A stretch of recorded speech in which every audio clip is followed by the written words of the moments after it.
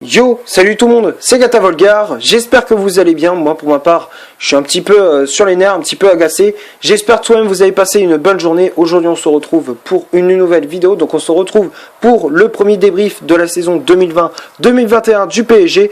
Donc on va débriefer ensemble ce match RC Lens Paris Saint-Germain. Match qui comptait pour la deuxième journée de Ligue 1 Uber Eats.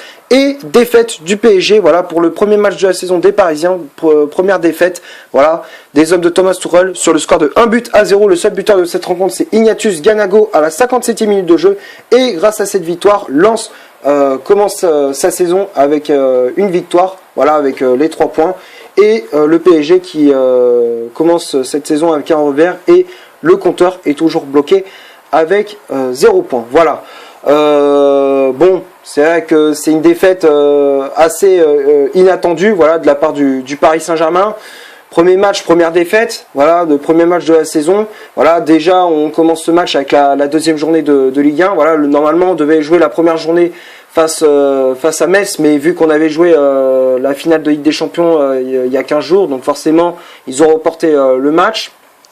Et donc du coup on a joué ce match face au RC Lens et du coup on s'incline de manière inattendue et voilà. Pourtant c'est vrai que en termes de jeu on avait la possession du ballon, c'est vrai. En première mi-temps, pour débriefer un peu ces 90 minutes, la première mi-temps on avait le ballon.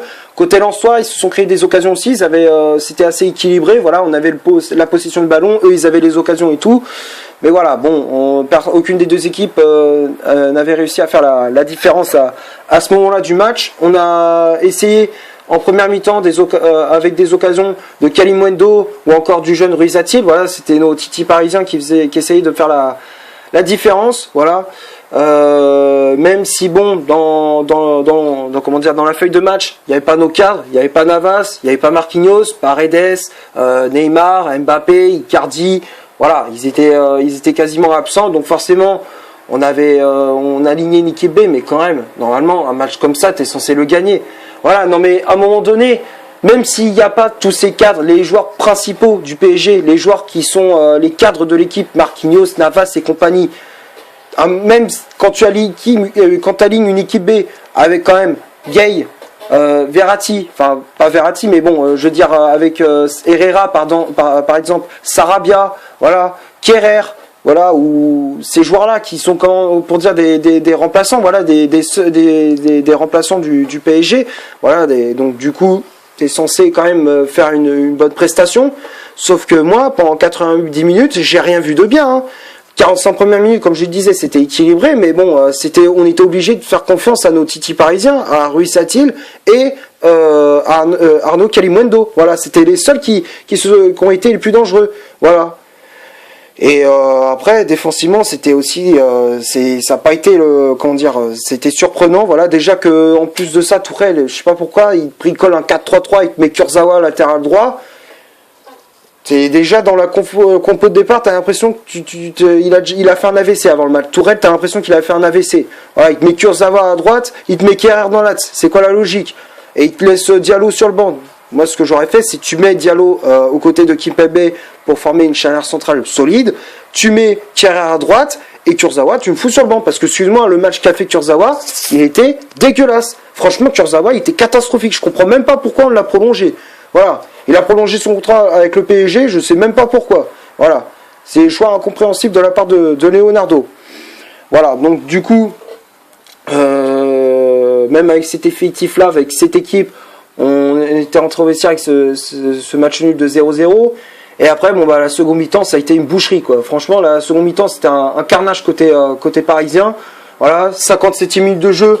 Boulka, le troisième gardien du PSG, qui te fait une relance dans l'axe. Tu sais même pas pourquoi. Alors il se fait passer le ballon, voilà. Donc en plus t'as Kerrer qui lui fait la passe et t'as Kimpembe qui est juste à gauche de lui, t'as Kimpembe qui est à gauche.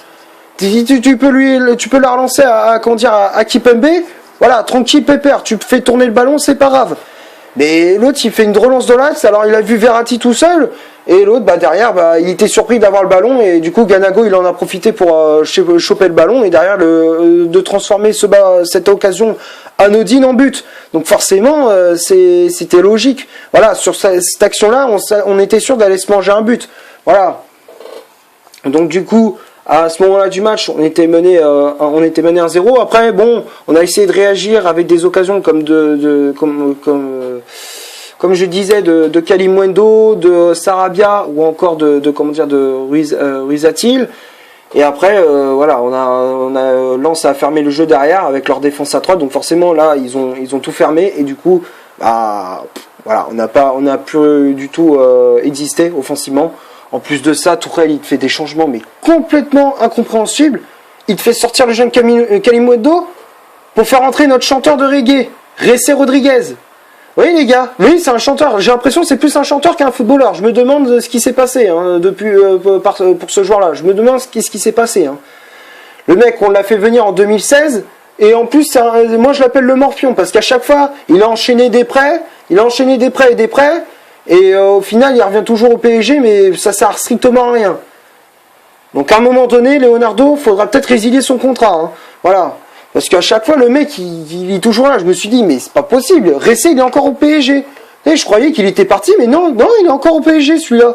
Putain, mais en plus de ça, le mec, attends, tu vois que c'est un plot sur le terrain. Le mec, attends, sur le terrain, c'est un plot. Il marche, il regarde ses partenaires en train de faire la passe à 10. Il est spectateur, le mec. Le mec, il est venu en mode touriste. Ressé, c'était un touriste sur le terrain. Dans ce match-là, Ressé, il a servi strictement à rien. Il est rentré à un quart d'heure de la fin du match, il a servi à rien. On a joué à 10 contre 11. Voilà, on a joué à 10 contre 11 dès que Ressé est rentré en jeu. Voilà, donc c'est un truc... voilà, c'est incompréhensible, c'est inaudible. Voilà, c'est complètement inaudible de la part de Tourelle. Voilà. Donc on va passer maintenant à la composition d'équipe que Thomas Tuchel a aligné pour ce Lens PSG. Voilà, donc comme tu peux le voir, il a aligné un 4-3-3 avec Marcin Bulka dans les buts du Paris Saint-Germain. Voilà, Bulka qui remplaçait Navas testé positif au Covid-19, Rico qui n'était pas encore encore prêt pour jouer ce match. Donc du coup, on a fait jouer Marcin Bulka. La charnière centrale, c'était Presnel Kimpembe associé à Thilo Kehrer. Voilà, Kimpembe qui a les brassards de capitaine. Les latéraux, Kurzawa à droite, Bernat à gauche. Gay en poste de sentinelle. Verratti et Herrera en poste de milieu relayeur. Et le trio d'attaque, c'était Kalimuendo en pointe, Sarabia, ailier droit, et Ruiz-Atil, latéral gauche. Voilà, donc c'est une compo qui était assez remaniée. Mais après, il y a des choix, par exemple, normalement, ça te paraît évident. Quand tu vois que sur la défense à 4, là, Kurzawa, tu sais même pas pourquoi il est à droite, voilà, alors que pourtant c'est un latéral gauche, il a jamais joué à droite. Donc déjà, tu me le vires, Kurzawa, Kehrer, tu me le fous à droite, tu me le décales à droite, et hop, tu mets Diallo aux côtés de Kimpembe. Et là, la défense, elle serait peut-être plus solide, voilà. Après, bon, malheureusement, tu perds Kimpembe sur blessure, donc forcément, tu fais rentrer Diallo. Donc les remplaçants étaient entrés en jeu. Tu avais Diallo à la place de Kimpembe, voilà, Kimpembe qui est sorti sur blessure. Bakker qui était entré en jeu à la place de Bernat. Ressé, la Merguez à la place de Kalimuendo. Et Dagba à la place de Ruiz-Atil. Voilà. Donc, c'est une compo, bon, c'est vrai qu'elle était assez remaniée, et même, comme je disais, même si t'as pas tous tes cadres, Navas, Neymar, Mbappé, Paredes, Marquinhos, Icardi, voilà, t'avais quand même les remplaçants, t'avais quand même Sarabia, t'avais quand même Herrera, t'avais quand même Kehrer, t'avais ces remplaçants-là, t'avais Diallo aussi. Il y avait moyen, franchement, il y avait moyen de gagner ce match, mais au final, non, t'as fait de la grosse merde et t'as jamais. Et depuis, franchement, on n'a pas réussi à remporter ce match. Voilà, donc on va passer maintenant aux statistiques de cette vidéo. Donc on va commencer par celle du RC Lens. Les Lensois, c'est 22% de possession de balle, 4 corners, 6 tirs au total, dont 3 tirs cadrés, 3 positions de leur-jeu et 21 fautes commises. Donc tout ça, c'est du côté des Lensois. Et du côté du Paris Saint-Germain, c'est 78% de possession de balle, 2 corners, 6 tirs au total, dont une frappe cadrée, les gars. Une frappe cadrée en 90 minutes. C'est normal, ça? pour un club comme le Paris Saint-Germain, c'est normal de faire ce genre de statistiques. Une frappe cadrée pendant 90 minutes. Une frappe seulement. Une frappe cadrée. Sinon, les frappes, on les a pas cadrées. Elles étaient complètement à côté. Voilà, on a rien fait du match. 3 positions de hors-jeu et 10 fautes commises. Donc tout ça, c'est du côté du Paris Saint-Germain. Voilà, donc quand on regarde les statistiques, ça représente parfaitement la physionomie de ce match. Lens qui a été plus réaliste que nous, qui a profité de la bévue de Marcin Bulka pour en profiter, et puis derrière ils ont gagné le match. Qu'est-ce que je te dise? Voilà. Après, en termes de possession du ballon, on l'avait, oui, c'était stérile, mais en termes d'occasion, c'était pauvre, mais c'était vide, Voilà, franchement, il n'y avait rien à voir côté parisien. Offensivement, il n'y avait rien à voir. Voilà. Et donc du coup, on va passer maintenant au top et au flop de cette vidéo. On va commencer par Marcin Bulka. Bulka qui a pas été bon, voilà, on peut le dire, il n'a pas été bon du tout. Voilà, dans ce match-là, Bulka qui a remplacé Navas, comme je disais, qui était absent pour cette rencontre, Rico qui n'était pas encore au point, et donc du coup, on a préféré prendre Marcin Bulka pour mettre ce match, alors que moi j'aurais bien aimé, pourquoi pas, voir le petit jeune Garrison Innocent, voilà, le 4e gardien du PSG qui est formé au club en plus. Donc voilà, donc du coup, Bulka, bon, il a fait cette relance qui a coûté la défaite du PSG. Donc voilà, donc du coup, Bulka, pour moi, je le mettrais dans le flop. Après, la charnière centrale, Kierer-Kimpembe.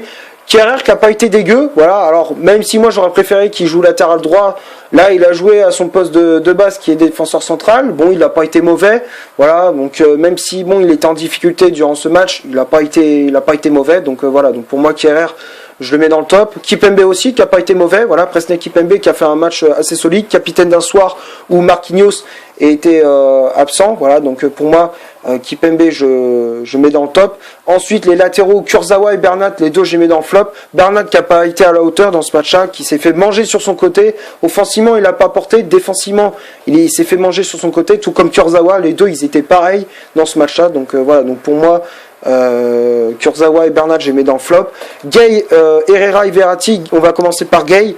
Gay qui a totalement sombré dans ce match-là. À chaque fois, j'ai toujours remarqué, à chaque fois quand Idrissa Gay fait un match mauvais, Paris il perd ou font un match nul. Voilà, c'est toujours quand le PSG sombre, Gay il sombre. Voilà, automatiquement c'est ça. Voilà, et quand Gay il fait un bon match, ça veut dire que Paris a gagné. Voilà, à chaque fois ça a toujours été ça. On a l'impression que Idrissa Gay c'était ça dans ce match-là. Donc voilà. Et là, contre Lens, il a totalement sombré, s'est fait manger au milieu de terrain. Donc voilà, donc pour moi, Gay, je mets dans le flop. Herrera, pareil. Herrera qui a essayé d'apporter, même c'est vrai que c'est un guerrier, c'est un vaillant. Il est vaillant sur le terrain, comment il s'appelle, Herrera. Mais dans ce match-là, il n'a pas été à la hauteur non plus. Il s'est fait manger au milieu de terrain. Donc pour moi, Herrera, je le mets dans le flop. Le seul au milieu de terrain qui a été bon, c'était Marco Verratti. Marco Verratti, pour moi, je le mets dans le top parce que, encore une fois, c'est lui qui est indispensable, c'est lui qui avait les clés du milieu de terrain. Voilà, c'est lui qui avait les clés du camion au milieu de terrain du Paris Saint-Germain. Voilà, pour moi, c'est comment dire, Marco Verratti qui a été encore une fois le patron du PSG. Voilà, ça a été le patron au milieu de terrain. Donc franchement, gros match de la part de Marco Verratti. Voilà, donc pour moi, Verratti, je le mets dans le top. Ensuite, les attaquants Sarabia, Kalimundo et Ruiz-Atil. Kalimundo qui n'a pas été mauvais, même si bon, il aurait pu concrétiser ses occasions. Malheureusement, bon, il n'avait pas grand chose à se mettre sous la dent pour lui. Mais bon, voilà, il n'a pas été mauvais. Donc voilà, donc pour moi, Kalimundo, je le mets dans le top. Sinon, il a été très mobile, il était assez intéressant. Voilà, comme tout comme le jeune Ruiz-Atil, même s'il n'a pas été flamboyant. Il n'a pas été mauvais non plus, même si des fois il faut qu'il arrête de faire un petit peu ses gris-gris, alors que bon, il vient tout juste de sortir du centre de formation, il faut qu'il commence à se calmer, voilà, il faut qu'il se calme. Donc voilà, donc pour moi, Ruiz-Atil, je le mettrais quand même dans le top, même s'il a fait quand même deux, trois bonnes actions. Voilà, donc dans l'ensemble, il n'a pas été mauvais, donc voilà, même si des fois, comme je disais, il faut qu'il arrête de faire des gris-gris, parce que des fois il y avait des talonnades pour Verratti, il ne faut pas qu'il se prenne pour justement n'importe qui. Voilà, il ne faut pas qu'il se prenne pour le futur Neymar, le futur Mbappé. Donc voilà, il faut que Ruiz-Atil il se calme un petit peu. Voilà, et après Pablo Sarabia qui a pas été flamboyant. Donc voilà, donc pour moi Sarabia je le mets dans le flop.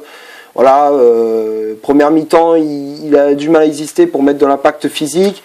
Et en plus de ça, en second mi-temps, il a complètement coulé aussi. Donc voilà, donc pour moi, Sarabia, je le mets dans le flop. Après les remplaçants, Diallo, il n'a pas été mauvais. Voilà, Diallo qui a fait une bonne entrée en jeu, qui a essayé de garder de la solidité pour la défense du PSG. Il a essayé de garder la défense solide. Après Bakker qui a fait une entrée en jeu moyen. Voilà, c'était pas terrible. Michel Bakker qui a été un petit peu décevant. Voilà, donc pour moi Bakker, je le mets dans flop. Et après, bon bah, Ressé Rodriguez, Ressé la merguez, voilà, franchement, match catastrophique de la part de l'ailier espagnol, franchement, entrée en jeu dégueulasse, voilà, franchement, il a servi strictement rien, on a joué à 10 lorsqu'il était entré en jeu, donc voilà, donc pour moi, Ressé, je mets dans le flop.